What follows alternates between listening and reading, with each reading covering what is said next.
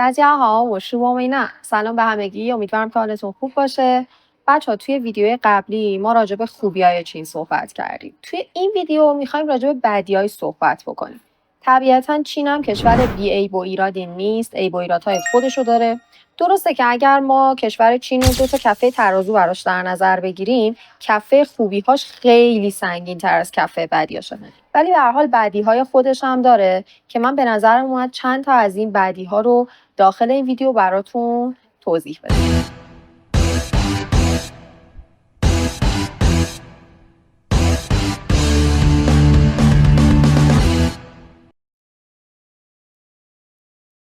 یکی از اولین بدیهای کشور چین به نظر من همین جمعیت زیادشونه.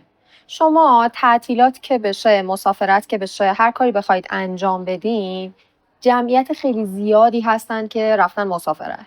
مثلا شما تصور کنید یه تعطیلی کوچیکی که میشه، یه تعطیل رسمی کوچیکی که میشه، همه میرن مسافرت. تمام مکانهای گردشگری تو چین پر میشه از آدم. همین قضیه باعث میشه که تا یه تعطیلی میشه و شما یه مسافرت میخواید برید، همه جا از معروفترین شهرها تا شهرهای کوچیکتر همه پر میشه از آدم.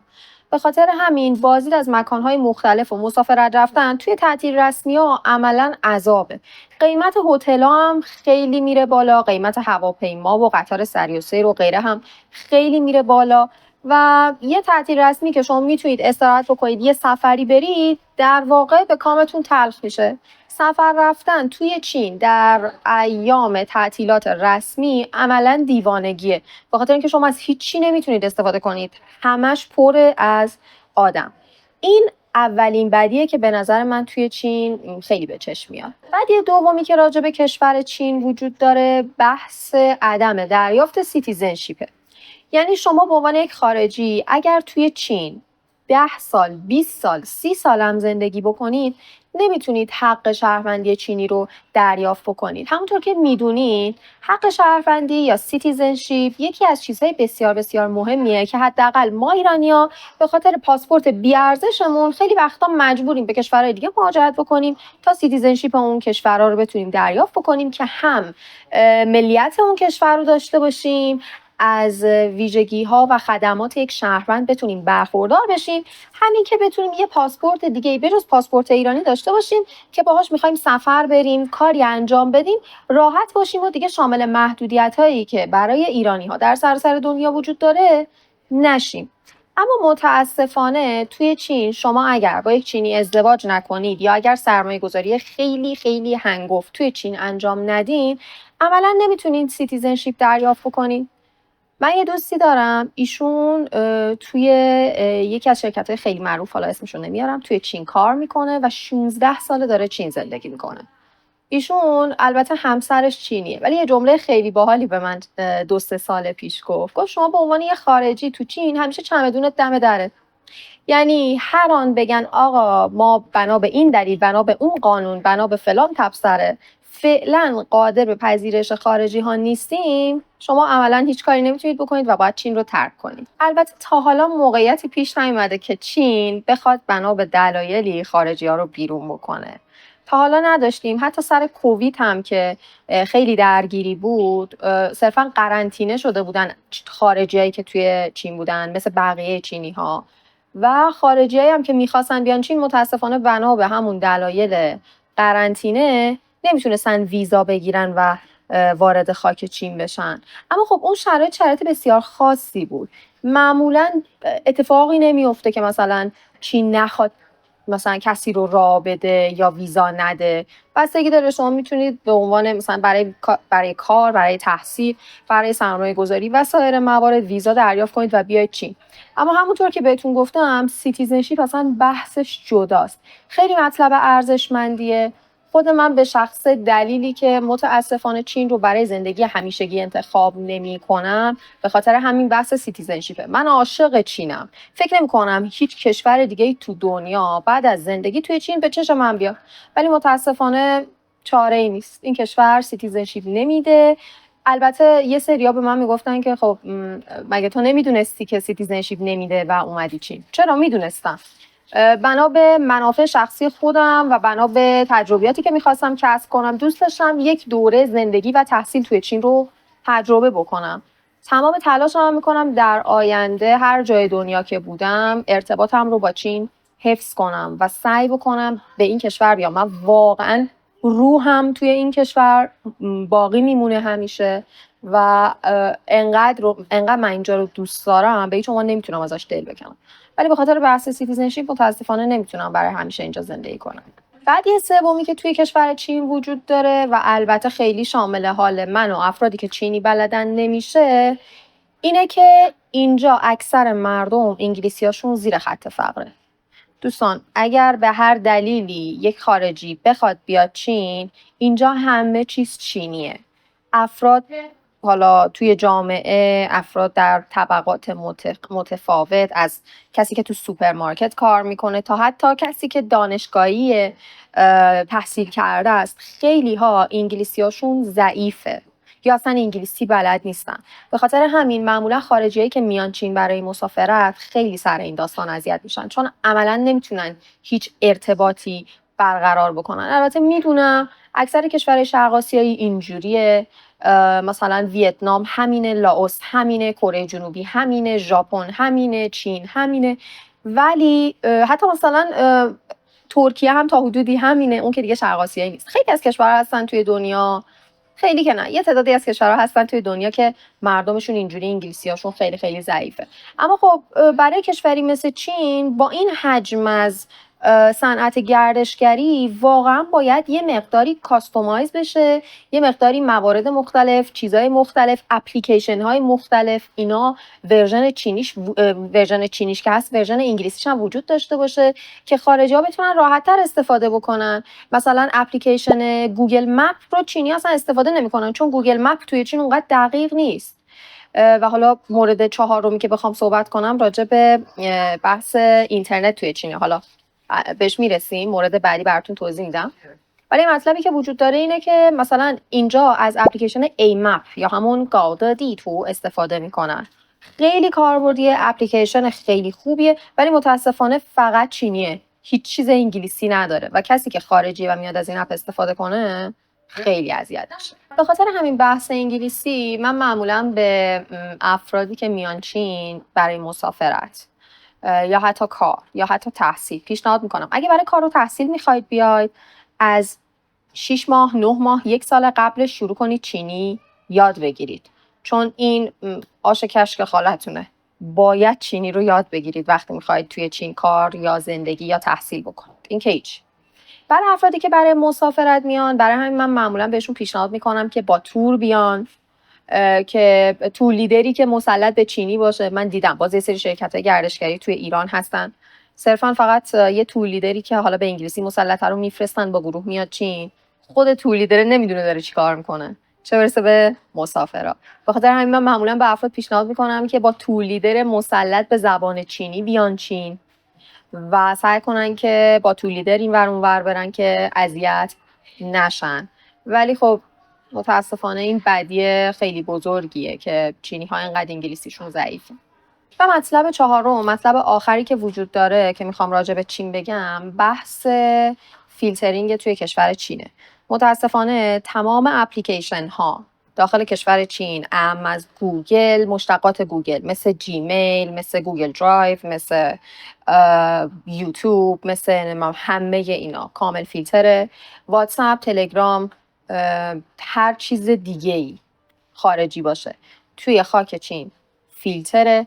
و درسته بحث فیلترینگ توی کشور چین مثل بحث فیلترینگ توی ایران نیست. توی چین همه اپلیکیشن ها رو کاستومایز شده خودشونو دارن. برای بحث مرورگر از بایدو استفاده میکنن، برای به اصطلاح بحث تیک تاک از اپلیکیشن دوین استفاده میکنن که شاید براتون جالب باشه اول دوین بوده، یعنی اول چینی ها اپلیکیشن دوین رو درست کردن، بعد شرکت خارجی اومده حق اشتراک بین‌المللیش هم خریداری کرده و شده این تیک تاکی که شما دارید استفاده میکنید. در واقع سازنده اپلیکیشن تیک تاک چین بوده و اول چینی ازش استفاده کردن به اسم دویین. و برای مثلا به جای اینستاگرام از xiaohongshu استفاده میکنن، به جای یوتیوب از بیلی بیلی استفاده میکنن یا هاوکن شیپین از اینا استفاده میکنن. اپلیکیشن هایی که خیلی برای چینی ها راحت تره دسترسیش، رابط کاربری، چون گفتم چینی ها که انگلیسیشون خوب نیست. این اپلیکیشن ها تماما چینیه و خیلی فانه، برعکس اپلیکیشن های کاستومایز شده ایرانی که شما یا میترسید تو گوشیتون نصب کنید یا وقتی میشینید میبینید چرتتون میبره. اپلیکیشن های کاستومایز شده چینی اصلا اینجوری نیست، خیلی فانه. خود من خیلی وقتا توی دوین غرق میشم، یعنی من که تیک تاک یه دوره نصب کردم بعد پاک کردم، خیلی برام جذاب نبود، ولی خب چون چینی بلدم وقتی میرم توی دوین هم خیلی فانه برام، هم خیلی باحاله و میشینم اونو نگاه میکنم. خیلی وقتا این اپلیکیشن های چینی خیلی هم جذاب هستن، ولی این دلیل نمیشه که بخوان فیلترینگ گسترده رو منطقی جلوه بدن. البته باز اینم من تو پرانتز بگم، شرایط چین، اداره کشور چین با هر کشور دیگه‌ای توی دنیا متفاوته. نمیشه سیستمی که تو بقیه کشورها کاربرد داره رو اینجا هم پیاده کرد.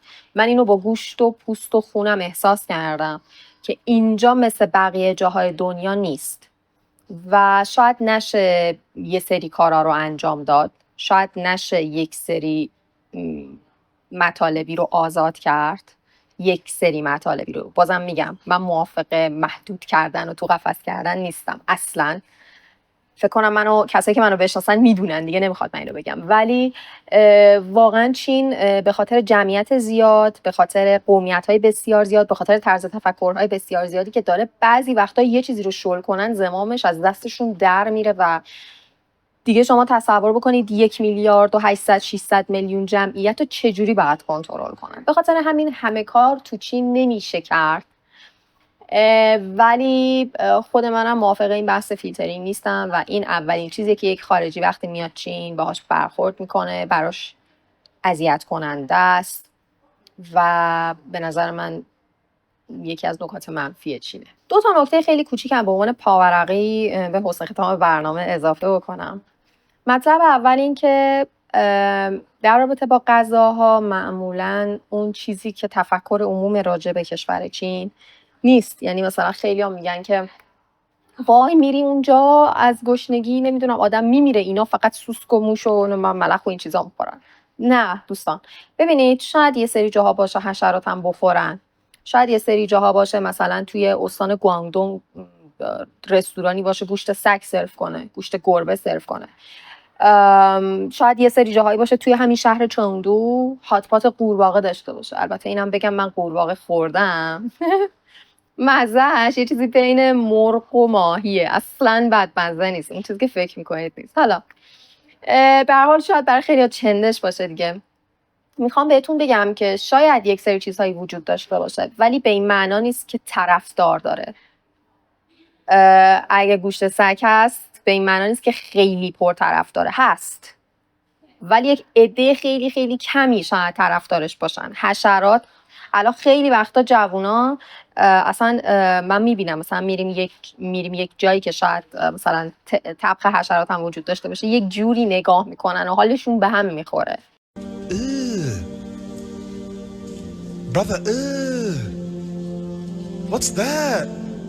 و واقعا پرطرفدار نیستن این چیزا. غذاهای چینی برخلاف تصور ایرانی ها، نه بقیه جاهای دنیا، برخلاف تصور ایرانی ها، چون ایرانی ها معمولا ذهنیتشون راجع به چین زیادی اشتباهه. برخلاف تصور ایرانی ها غذاهای چینی اتفاقا خیلی هم خوشمزه هستن. مرغ و گوشت گاو و گوشت خوک و گوشت گوسفند و همین چیزایی که برای هممون عادیه، اردک و معمولا از این چیزا استفاده میکنن. چیز عجیب و خارق العاده‌ای در برنامه غذایی روزانه‌شون وجود نداره. چیزی که من احساس میکنم ایرانی ها ممکنه وقتی میان چین سرش اذیت بشن ادویه هایی که تو غذا میزنن. شاید برای ایرانی ها زیادی تند باشه یا شاید برای ایرانی ها مزه زیاد باشه. به نظر من این چیزیه که شاید ایرانی ها وقتی بیان چین سرش اذیت بشن. و مطلب دوم، پاورقی دوم راجع به کشور چین اینه که اسم سیستم کمونیستیه، ولی ببینید از بعد از مردن مائو و از بعد از روی کار اومدن دنگ شیاوپینگ اومد سیاست درهای باز رو گذاشت برای کشور چین. کشور چین شروع کرد با بقیه کشورهای دنیا تعامل کردن. زمان ما خب کشور چین یک کشور کمونیست سفت و سخت بود، خیلی کنترل بسیار زیاد بود، آزادی فوق محدود، کشور چین با هیچ کشوری در ارتباط نبود. اما از بعد از روی کار اومدن دنگ شیاوپینگ و بعد از سیاست درهای باز، کشور چین شروع کرد با همه کشورها تعامل کردن، ارتباط برقرار کردن و کمونیستی که توی روسیه، کره شمالی و این جور کشورها حاکمه با کمونیستی که توی چین حاکمه 180 درجه فرق میکنن. اسم سیستم کمونیستیه ولی بیسش شاید اونطوری که فکر میکنید نباشه. کلاً توی چین اگر شما این خط قرمز صحبت راجع به سیاست رو رد نکنید، بقیه قسمت‌های زندگیتون کاملاً اوکیه و تفریح هست به جاش، نمیدونم آزادی پوشش هست، نمیدونم آزادی عمل هست، ورزش هست، مسافرت هست، درآمد خوب هست، بیمه هست، رفاه هست، تکنولوژی هست. واقعا اون چیزی که فکر میکنن ایرانی ها که آی کمونیستیه، آی الان میریم انگار تو قفسیم، نه واقعا. من بعد از 2 سال زندگی توی چین واقعا اینجا رو خیلی دوست دارم. به قول یکی از بچه‌ها اینجا خاکش بگیره. واقعا آدم وقتی میاد خیلی به اینجا انقدر علاقه‌مند میشه که واقعا خاکش به قول اون دوستمون بگیره. ولی نمیشه از بعدیاش هم گذشت. من بعدیاشو گفتم که بهتون بگم من فقط راجع به قسمت‌های مثبت چین صحبت نمی‌کنم، راجع به بعدیاش هم حرف میزنم. ولی میدونید چیه حقیقتش؟ اینه که انقدر این کفه خوبیاش سنگین تر از کفه بدیاشه که من غالبا وقتی که میام صحبت کنم خب بیشتر راجع به اون خوبیه میگم دیگه، بیشتر راجع به اون چیزی که هست میگم. ولی گفتم توی یه ویدیو بیام بدیاش هم بهتون بگم که نامردی نباشه، به هر حال بدیاش هم ذکر بشه و راجع بهش صحبت بشه. خیلی خوب، اینم از ویدیوی ما راجع به بدیهای کشور چین. امیدوارم که از این ویدیو لذت برده باشید. لطفاً حتما نظراتتون رو با رعایت ادب داخل کامنت ها بنویسید. خیلی ممنون میشم.